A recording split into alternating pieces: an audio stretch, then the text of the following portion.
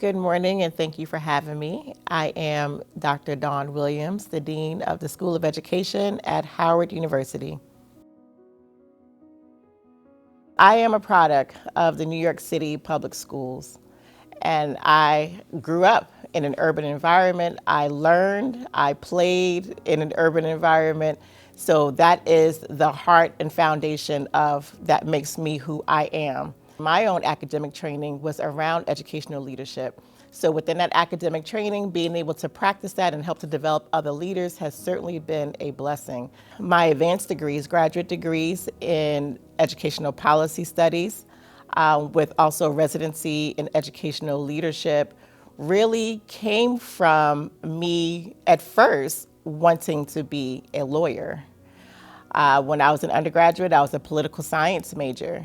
But when I really thought about what I wanted to do, it always reverted back to how happy I was in all of my service activities, which was tutoring, volunteering with children. With Howard University being in Washington, D.C., it is the best place to be for someone who has a fascination with the law and policy. So Howard has really shaped me from an academic perspective, research of course, but then also from a leadership perspective. And in that shaping, it has taught me how to run complex organizations, how to appreciate the institution that we all call the Mecca. It has really helped me to become, I think, a better person. One thing that I promote as a dean at Howard University is public-facing scholarship. So as faculty get awarded for publishing their cutting-edge research in major journals and speaking on major platforms, it is also important to me as a leader that their scholarship is also accessible and available to the public. One of the joys of getting externally funded research is not only to be able to do the research, but to train students to help do the research. It's a win-win situation for us when a student is able to get the funding that they need to continue their education, but also get the skill set that is required to be successful as a researcher. The most important, and I think we've been seeing a lot of attention in the media about it now, is the development of teachers, the recruitment of teachers, the retention of teachers. Particularly, we have a focus on, in the School of Education, to create more Black and brown teachers to serve within urban school communities. Education is the foundation of everything that we do. So if we do not make sure that we value and protect the system of education, we are at risk as a nation. One of the most important things that we can do is to ensure that the people who are molding the lives and the futures of children have the most support as possible.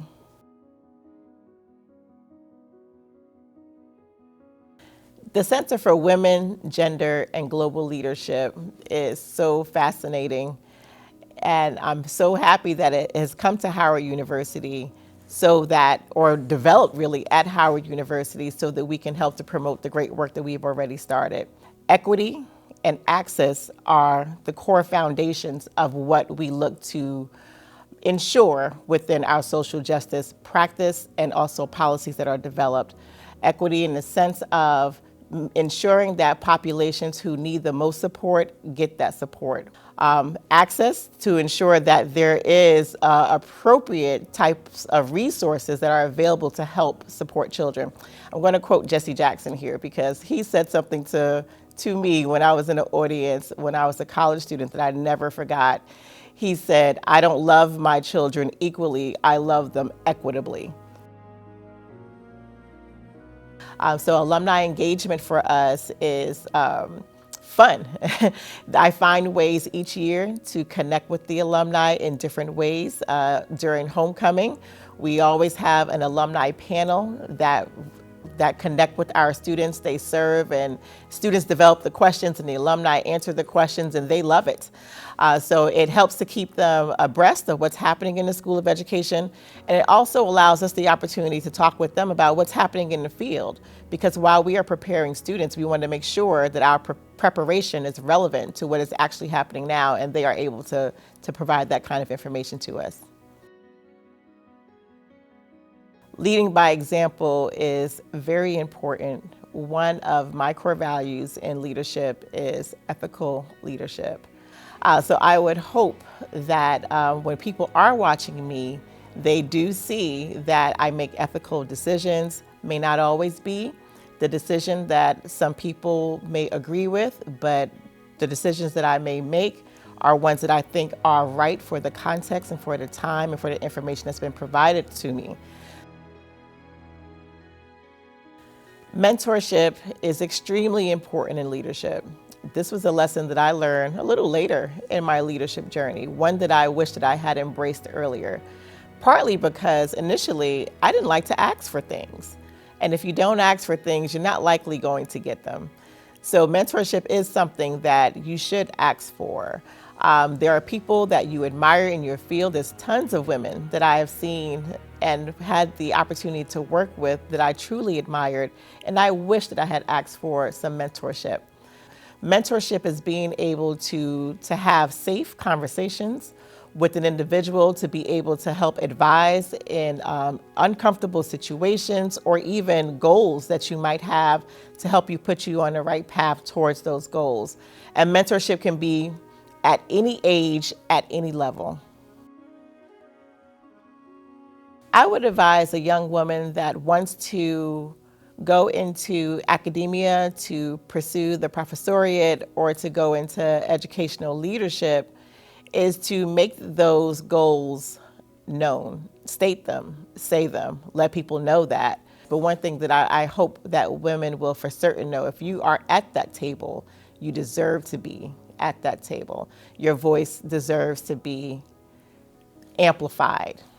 When people know what you want to do, opportunities will come. You can't assume that people know what you want unless you say it.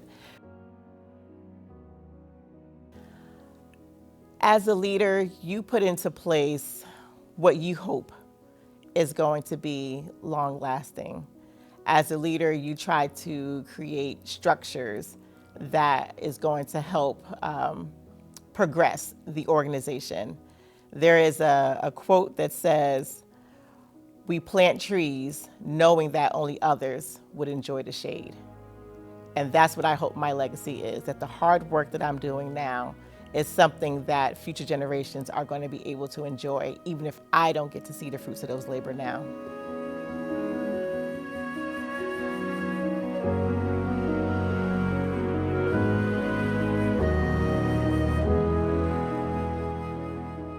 My top 3 core values for leadership is one of visionary leadership, where the leader sets a vision, hopefully a shared vision, to move the organization forward, mapping that vision onto a strategy to do so.